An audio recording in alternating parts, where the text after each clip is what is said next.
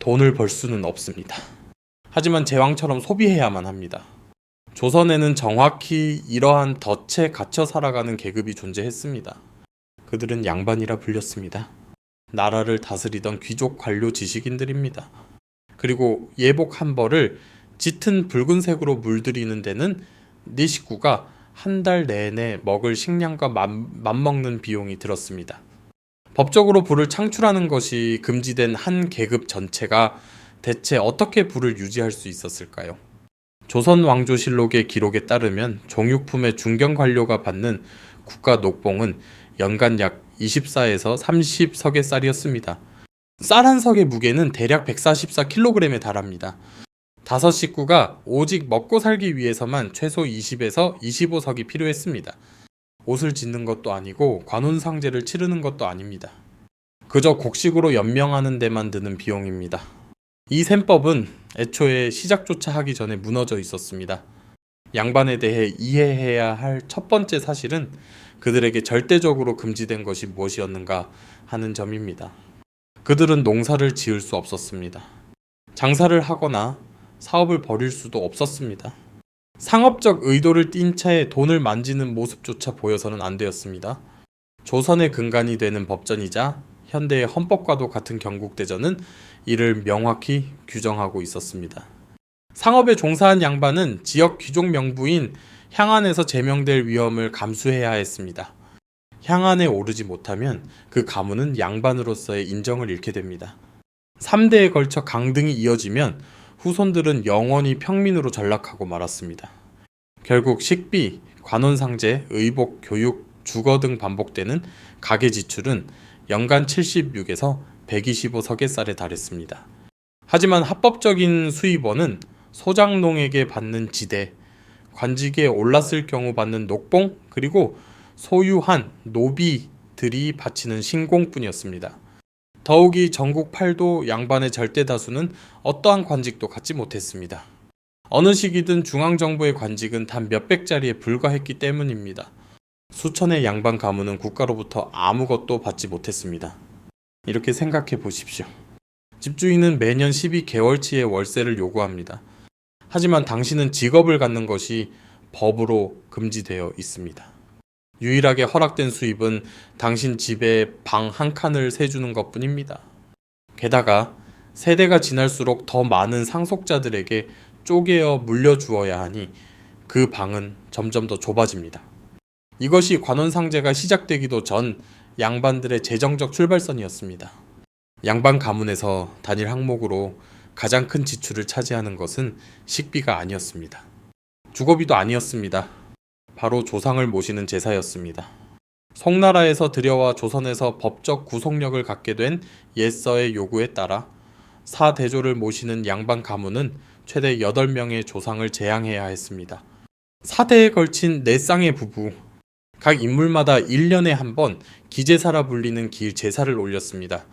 오직 기일 제사만으로도 1년에 8번이었습니다. 여기에 설날과 추석의 양대 명절 차례를 더합니다. 4번의 시제를 더합니다. 봄, 가을 2번의 묘제를 더합니다. 최소한 1년에 16번의 제사입니다. 매년 말입니다. 단 한 번의 예외도 허용되지 않았습니다. 조선왕조실록과 국립민속박물관의 당시 제례 관행 기록에 따르면 매 제사마다 3가지 종류의 맑은 술, 김이 오르는 모에, 진한 고기탕이나 토란탕, 노릇하게 구운 적, 여러 종류의 생선, 색색이 정갈하게 맞춘 삼색나물, 갖가지, 과일과 먹음직스러운 떡이 제사상의 산더미처럼 쌓여야 했습니다. 상차림은 엄격한 규칙을 따랐습니다. 밥과 고기는 서쪽에, 국과 생선은 동쪽에, 과일은 맨 앞줄에 놓았습니다. 단 한 번의 실수라도 그것은 단순한 사교적 실수가 아니었습니다. 그것은 당신의 가문이 문화적 소양을 상실했다는 시각적 증거였습니다. 조선 사회에서 그 증거는 발이 달린 듯 퍼져나갔습니다. 이웃들이 수군거렸고 향안을 관리하는 관원들의 눈에 띄었습니다. 보수적인 예산 복원 연구에 따르면 중간 계층 양반 가문의 연간 제사 비용은 쌀 15에서 30석에 달했습니다. 관직이 없는 양반이 이미 연간 25에서 50석의 적재에 직면한 상황에서 그 숫자는 단순한 부담이 아니었습니다. 돈은 말라가는데 매년 16번의 의무적인 정찬을 주최한다고 상상해 보십시오. 각각의 정찬은 법으로 지정된 식단과 정확한 공간 배치가 요구되며 당신의 실패를 언제든 알릴 준비가 된 지역사회의 감시자들 앞에서 치러야 합니다. 이것은 양반에게 닥친 위기의 해가 아니었습니다. 그저 평범한 일상이었습니다. 하지만 가문을 파탄낸 것은 평범한 일상이 아니었습니다. 죽음이 그들을 무너뜨렸습니다. 양반의 부모가 세상을 떠나면 장남은 기록상 3년상이라 불리는 3년의 애도 기간에 들어갔습니다. 여러 왕대에 걸쳐 기록된 실록에 따르면 상주는 즉시 모든 관직에서 물러나고 녹봉을 전면 포기하며 부모의 무덤 옆에 삭풍이 드는 거친 여막을 짓고 고기와 술을 멀리한 채 한 번도 빨지 않아 까칠까칠한 삼배상복을 입고 약 27개월 동안 경제적, 사회적 삶에서 완전히 물러나야 했습니다. 한국의 셈법은 이를 3년이라 불렀습니다. 하지만 현실적으로 그것은 가족에게 가장 돈이 필요한 순간에 찾아온 거의 2년 반에 달하는 무수입 상태였습니다. 당장 장례 비용부터 치러야 했기 때문입니다. 격식에 맞는 양반의 장례에는 최고급 목재관이 필요했습니다. 화려하게 장식된 상여도 있어야 했습니다. 품삯을 받고 애달프게 곡을 하며 상여 소리를 부르는 연호비들도 필요했습니다. 이는 단순한 애상이 아니라 지역 사회가 저울질하고 기억하는 신분의 척도였습니다.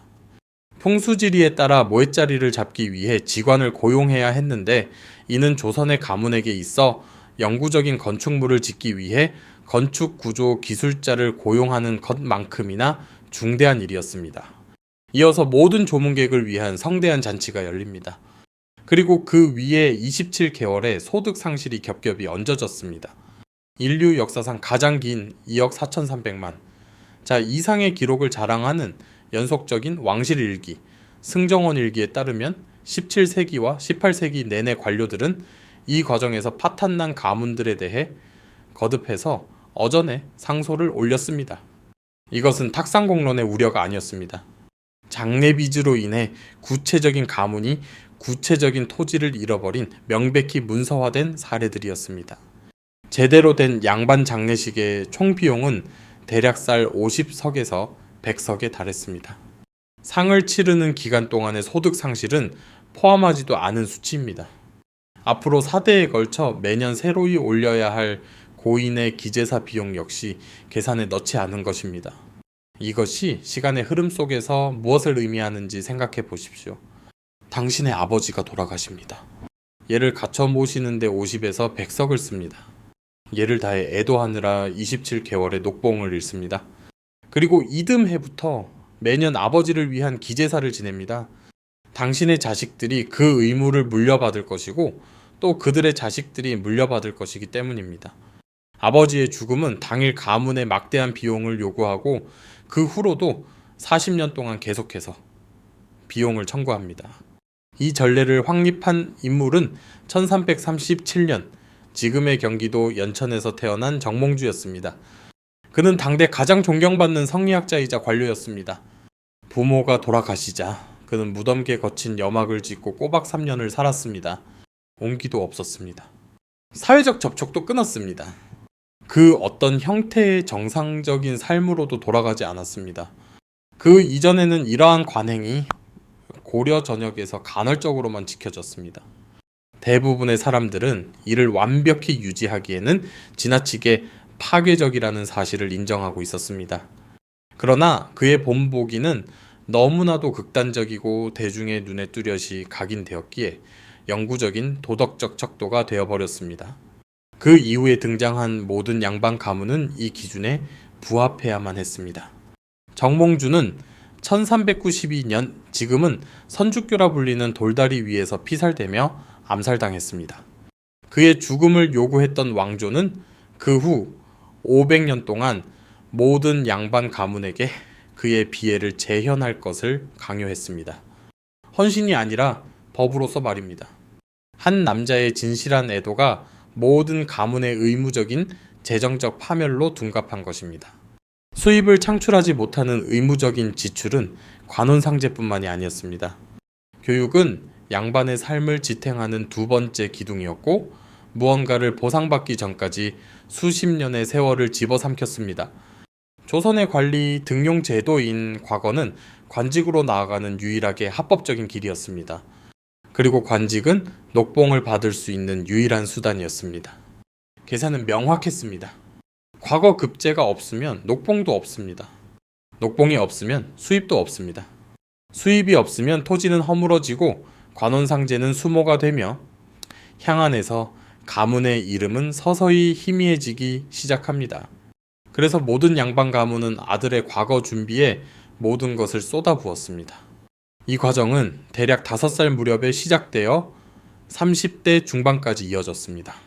30년에 걸친 전업학문의 길, 소학, 대학, 논어, 맹자를 비롯해 단일책으로만 294권에 달하는 자치통감까지 포함된 한문 고전들이 그 대상이었습니다.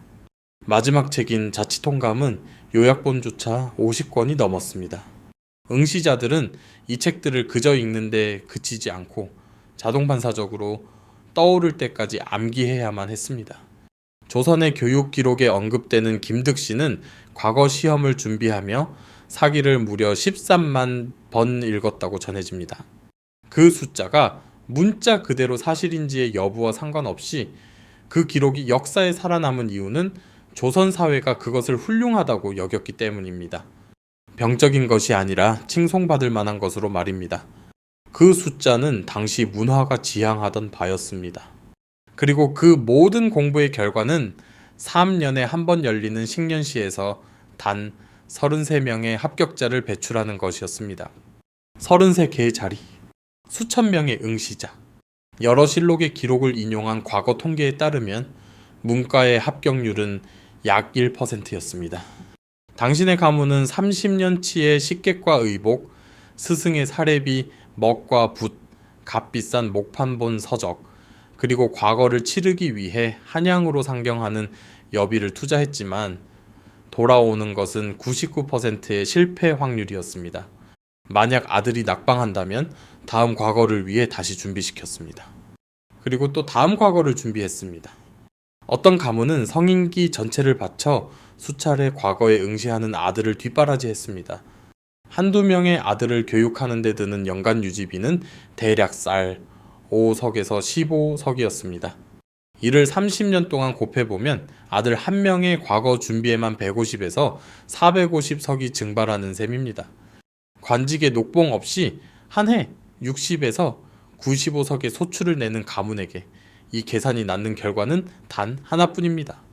현대의 한국인들은 이를 즉각적으로 알아차릴 것입니다. 대학 수학 능력 시험, 이른바 수능, 주요 도시마다 밤 11시까지 불을 밝히는 학원들, 의문시되지 않고 그저 당연하게 여겨지는 부모의 희생, 이것들은 결코 최근의 발명품이 아닙니다. 자녀의 시험 점수가 가문의 이름이 살아남을지 혹은 소멸할지를 결정한다고 끊임없이 주입했던 500년 역사의 직접적인 후손입니다. 관원상제와 교육 외에도 양반은 그 신분에 걸맞은 겉모습을 갖추어야 했습니다. 단 하루도 빠짐없이 말입니다. 평상시 양반의 옷차림은 흰색이었습니다. 여름에는 도포라 불리는 눈부시게 새하얀 못이나 비단옷을 입었고 겨울에는 두툼한 솜을 둔 겉옷을 입었습니다. 흰색은 모든 얼룩을 고스란히 드러냈습니다. 덥고 습한 여름과 지늘기 많은 농경지의 기후 속에서 흰옷을 유지하려면 끊임없이 문질러 빨고 다시 표백하고 빳빳하게 풀을 먹여야 했습니다. 새하얀 의복을 유지하는 노동 자체만으로도 간에 노비들에게는 고된 전업 노동이었습니다. 의뢰에 쓰이는 색복도 있었습니다. 붉은색은 상위 상품 이상의 고위 관료들만의 전유물이었습니다. 권력의 세기자 왕의 곁에 있음을 나타내는 색이었죠. 상품에서 육품까지는 푸른색을 입었습니다. 그 아래 하급 관료들은 초록색을 입었습니다. 조선시대 염색관행에 대한 직물 연구에 따르면 홍화에서 짙은 붉은색의 천을 만들어내기 위해서는 내 식구가 한 달 동안 먹을 식량을 생산하는 농경지가 필요했습니다. 단 한 벌의 붉은 예복은 염색하지 않은 백포의 4배가 넘는 가치였습니다. 그리고 양반 가문은 여러 벌의 예복을 구비해야 했습니다. 혼례용, 장례용, 관례용, 그리고 입궐용 등 각각의 옷이 달랐습니다. 상복만 해도 27개월의 상기 동안 거친 삼버시 금세 헤어졌기에 여러 벌을 교체해야 했습니다. 양반 가문은 거느린 노비들의 의복까지 책임져야 했습니다. 노비들은 비단은 입을 수 없고 무명과 삼배로 제한되었지만 양반 가문은 이들에게도 철마다 옷을 내어주어야 할 의무가 있었습니다. 가족과 노비들을 모두 포함한 양반 가문의 연간 의복비는 평년 기준으로 대략 쌀8석에서 15석에 달했습니다. 상을 당하거나 혼례 관례가 있는 해에는 그 비용이 3배로 뛰기도 했습니다. 의복 요건과 관련하여 알아두어야 할 한 가지가 더 있습니다. 이는 비단 개인의 겉모습에 국한된 문제가 아니었습니다. 손님이 방문할 때면 양반의 체면을 위해 손님 맞이는 필수적인 의무였기에 손님의 발길은 끊이지 않았고 집안 역시 양반다운 격식을 갖추고 있어야만 했습니다. 저택의 전면에 위치한 남성들의 응접 공간인 사랑채는 항상 깨끗하게 비품을 갖추고 준비되어 있어야 했습니다. 인색한 대접은 곧바로 입방에 올랐습니다. 손님에게 초라한 음식을 내놓는다고 소문난 양반은 한 달도 채 안 되어 지역 향안을 중심으로 그 소문이 퍼져나가는 것을 목도해야 했습니다. 여기서 저는 1737년 서울 반송방에서 태어난 박지원이라는 인물을 소개해 드리고자 합니다. 그는 조선에서 가장 명망 높은 혈통 중 하나인 반남 박씨 출신이었습니다. 막강한 노론 세력과 이어져 있었고 그의 조부는 영조의 각별한 신임을 받았던 인물입니다. 하지만 그의 가문이 가진 재산은 100냥도 차이되지 않는 밭 외기와 30냥짜리 집 한 채가 전부였습니다. 어떤 셈법으로 보더라도 박지원은 안락한 삶을 살았어야 마땅했습니다. 최상위 계층의 족보, 확고한 정치적 인맥, 모든 적법한 명부에 올라있는 올바른 이름. 하지만 그 대신 그는 가문이 마땅히 누려야 할 위상과 실제 감당할 수 있는 형편 사이에 아득한 간극을 지켜보며 자랐습니다. 그에 대한 반응으로 그는 조용한 결단을 내렸습니다. 과거 시험을 거부한 것입니다. 낙방했기 때문이 아닙니다. 근본적으로 고장 나버린 이 시스템에 톱니바퀴가 되기를 스스로 거부한 것입니다. 대신 그는 글을 쓰는데 자신의 모든 에너지를 쏟았습니다. 오늘날 양반전이라 불리는 짧은 풍자 소설에서 그는 관에 막대한 빚을 진 나머지 부유한 평민에게 양반의 신분을 통째로 팔아넘기기로 합의한 시골 양반을 묘사했습니다. 신분에 수반되는 온갖 의무, 상업 금지, 육체 노동 금지, 끊임없는 학문 수양, 복잡한 제례, 3년의 상기, 의무적인 손님 맞이, 그리고 언제나 대중 앞에서 감정을 절제해야 한다는 조항들이 나열된 매매 증서를 읽고 난 뒤 평민은 쏘스라치게 놀라며 물러섰습니다. 그는 차라리 평민으로 남겠다고 선언합니다. 박지원은 다른 누군가에 대한 허구를 쓴 것이 아니었습니다. 그는 자신이 발딛고 살아가는 세상의 뼛속 깊은 이면을 기록한 것입니다. 당시의 야사에 따르면 박지원은 양반을 일컬어 땅을 갈지도 않고 장사도 하지 않는다라고 썼습니다. 이는 곧 날선 고발이었습니다.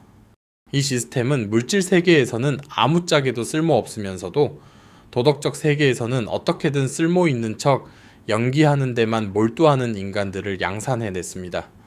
만년에 이르러 마침내 관직을 수락한 그는 면천군수로 부임했습니다. 그곳에서 그는 실용적인 농서들을 집필했습니다. 바로 양반 계급이 천하다며 멸시했던 두 손에 흙을 묻히는 실무적인 노동의 영역이었습니다.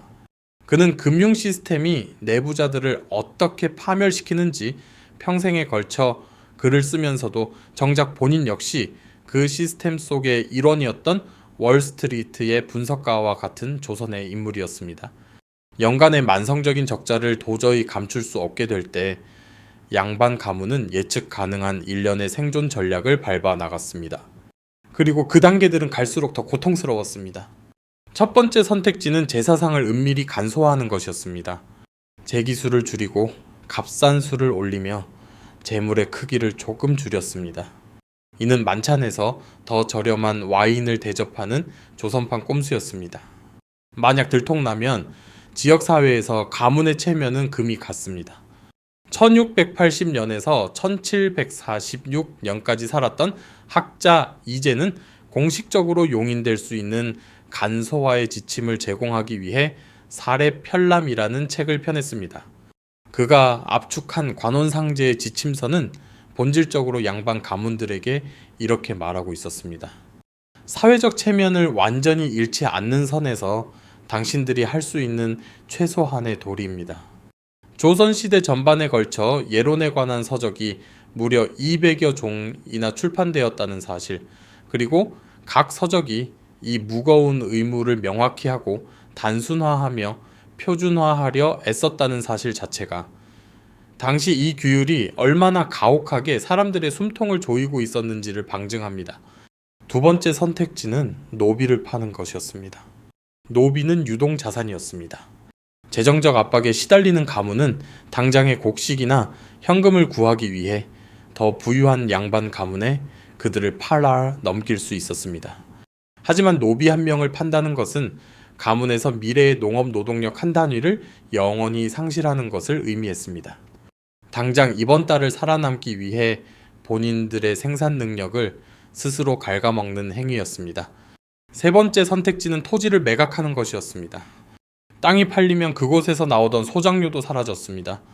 지대가 줄어들면 내년의 적자는 더욱 커졌습니다. 그러면 더 많은 토지를 팔아야만 했습니다. 그것은 오직 단 하나의 결말만을 향해 질주하는 나선형의 추락이었습니다. 네 번째 선택지, 곧 원칙적으로는 금지되었으나 널리 퍼져 있던 방식은 대리인을 통한 은밀한 상업 활동이었습니다. 양반주의는 세속과 거리를 둔 고고한 선비라는 허구를 유지하면서 신뢰할 수 있는 노비를 내세워 장사를 벌였습니다. 박지원의 소설에 등장하는 상업에 뛰어들어 막대한 부를 축적한 뒤 다시 책벌레로 돌아가는 양반 지식인 허생이라는 인물은 조선의 모든 독자들에게 허구가 아닌 현실 속 행태의 묘사로 받아들여졌습니다. 그리고 파국으로 치닫는 마지막 선택지가 있었습니다.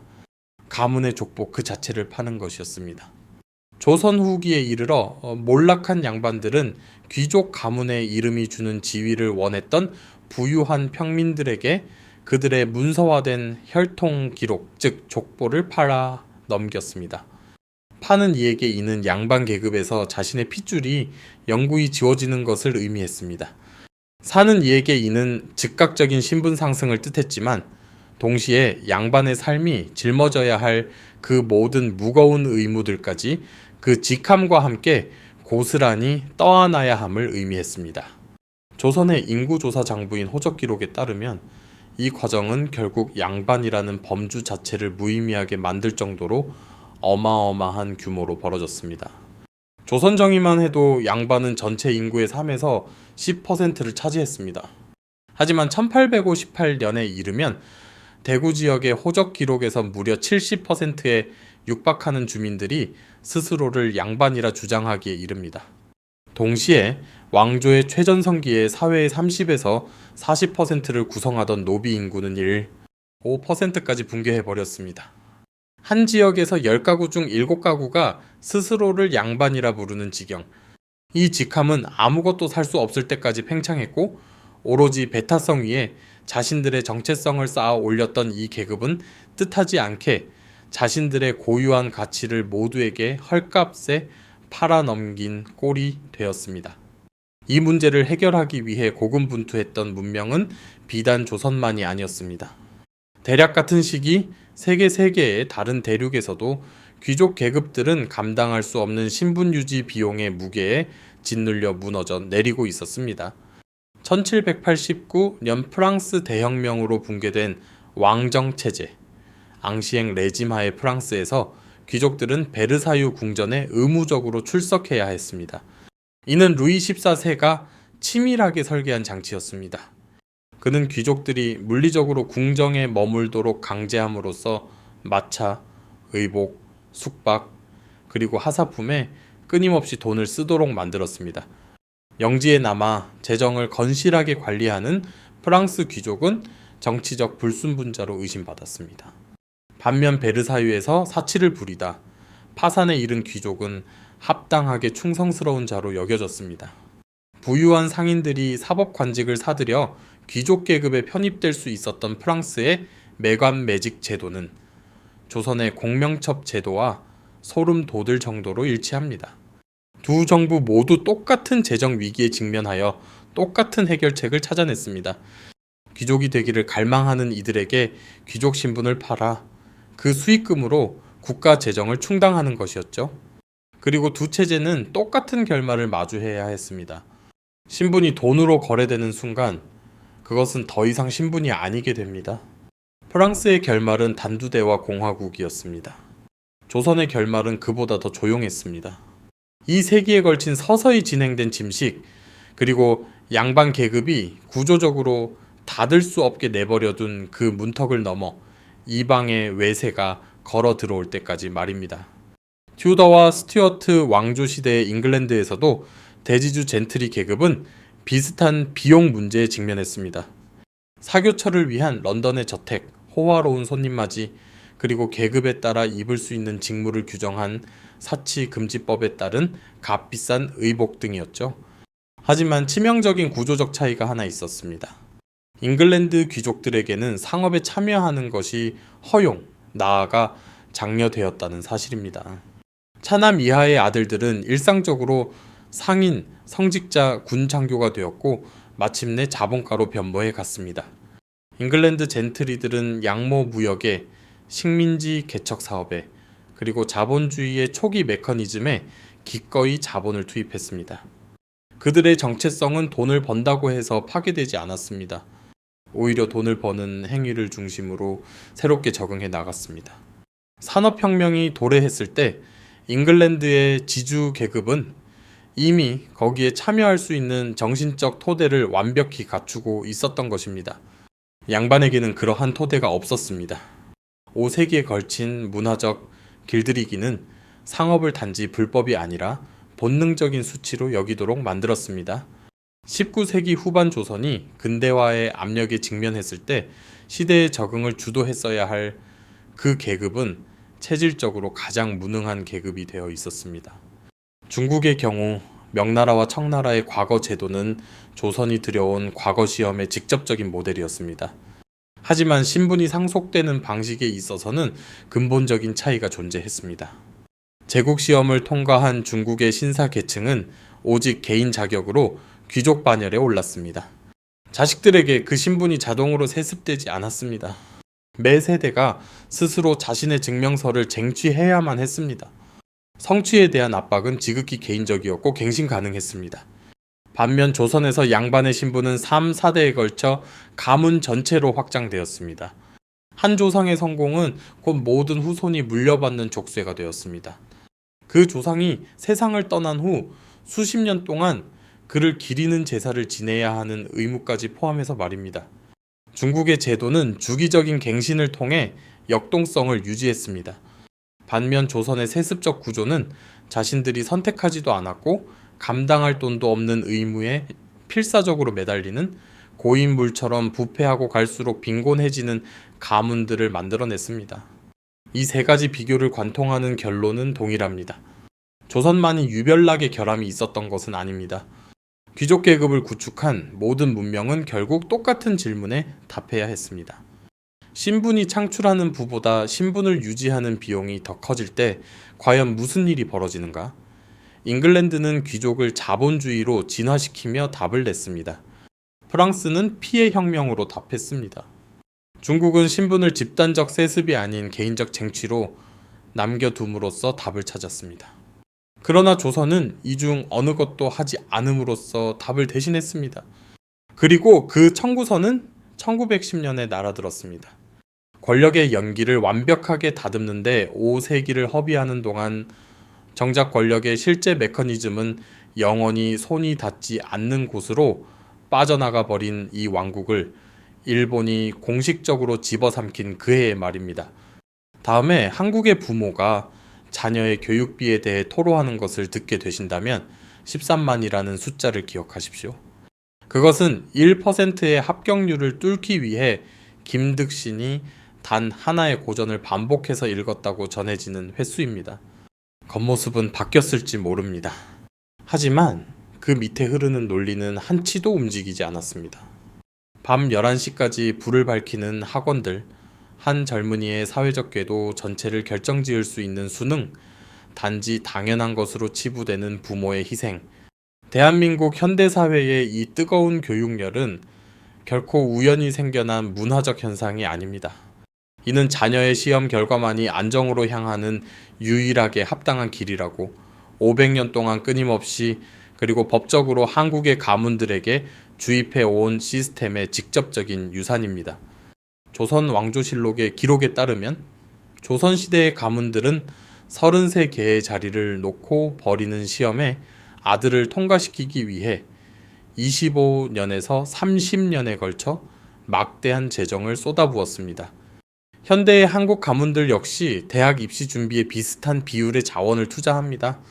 졸업생의 이름표에 붙은 대학의 간판이 과거 양반의 향한과 거의 똑같은 기능을 수행하는 시스템 속에서 말입니다. 누구든 보는 즉시 읽어낼 수 있는 사회적 정당성의 신호로서 말입니다. 양반 제도는 또한 현대 한국어에 언어학적 화석을 남겼습니다. 오늘날 양반이라는 단어는 이중적인 의미를 지닙니다. 진심을 담았을 때는 교양 있고 품위 있는 사람을 뜻합니다. 하지만 특정한 억양을 실어 말할 때는 능력도 없으면서 허세를 부리는 사람, 즉 스스로 감당할 수도 없는 지위에 돈을 낭비하는 사람을 조롱하는 말이 됩니다. 체면이라는 개념, 즉 자신의 지위에 걸맞은 모습을 보여주지 못했을 때 치러야 하는 사회적 비용은 여전히 한국 가족들이 교육과 주거, 관혼상제를 결정할 때 작동하는 핵심 논리입니다. 훨씬 간소해지긴 했으나 조상을 모시는 정성스러운 제사 풍습은 오늘날의 한국 가정에서도 여전히 이어지고 있습니다.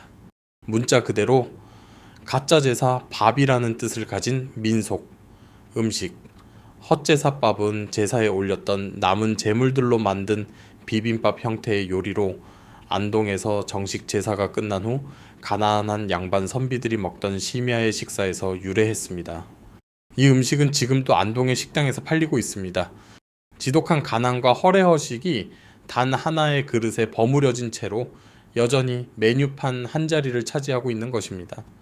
제가 끊임없이 되돌아오게 되는 지점은 바로 여기입니다. 저는 명쾌한 정답 없이 여러분에게 이 질문을 남겨두고자 합니다. 명쾌한 정답 따위는 존재하지 않는다고 믿기 때문입니다. 양반 시스템은 실존하는 위대한 유산들을 낳았습니다. 조선의 성리학 학당 서원 학문적 수양의 전통, 오로지 사유하고 읽고 쓰는 것 외에는 아무것도 할 수 없었던 계급이 빚어낸 문학적 산물과 철학적 엄밀성, 그리고 예술적 성취들, 박지원의 위대한 풍자 문학이 존재할 수 있었던 것도 그가 상업에 뛰어들기를 거부하고 뼈저린 가난 속에서 붓을 들었기 때문입니다. 우리가 물어야 할 것은 과연 그 위대한 성취들이 다른 방식으로도 피어날 수 있었을 것인가? 아니면 이 체제의 끔찍한 잔인함이야말로 그 아름다움을 가능케 한 절대적인 전제 조건이었는가 하는 점입니다. 그리고 이제 그 이면을 바라보십시오. 거대한 제사상의 비용을 대기 위해 피땀을 흘린 노비들, 양반들의 세금 면제 목까지 메우느라 2배의 짐을 짊어져야 했던 평민들, 누군가의 아들이 자치통감을 3만 번씩 읽을 수 있도록 평생 흙바닥을 기며 일했던 이름 없는 백성들 말입니다.